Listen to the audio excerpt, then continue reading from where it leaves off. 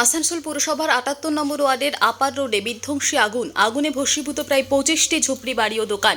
দমকলের ৪টি ইঞ্জিনের ১.৫ ঘন্টার চেষ্টায় আগুন নিয়ন্ত্রণে আসে। বাড়িতে রান্না করার সময় কোনোভাবে আগুন ধরে যায় বলে অনুমান স্থানীয়দের। ঘটনাস্থলে হীরাপুর থানার পুলিশ ও দমকল বাহিনী। সব টারপলিন আর বাম্বুর দিয়ে বানানো, তো হট করে এখনো পুরো খবর পাইনি।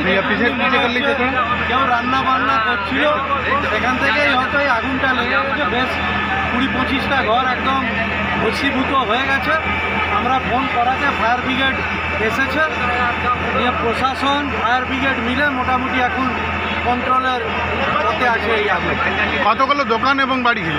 যা দেখে মনে হচ্ছে ২০-২৫টা দোকান এবং বাড়ি মিনিমাম জ্বলে পুড়ে রাখ হয়ে গেছে। আনুমানিক কী লাগছে, কীভাবে হয়েছে? আনুমানিক যেটা বললাম, মনে হয় দুপুরে গরম, অসহ গরম, জানেন ৪২-৪৫ ডিগ্রি চলছিল।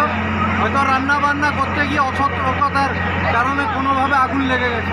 বারবার যে আসানসোল শিল্পাঞ্চলে যে এরকম ধরনের আগুন মার্কেটে লাগছে, কী বলবেন এ বিষয়ে? আমরা তো দেখুন এই টাউনটা কিছু হলে ইস্কো বলে তাদের, এখন ইস্কোকে এগুলো নিয়ে মানুষকে সতর্ক করতে হবে এবং যাতে মানুষও সতর্ক হয়। আমরাও বলি যে যতটা পারবেন একটা থেকে দুটো ঘরের মধ্যে গ্যাপ রাখবেন।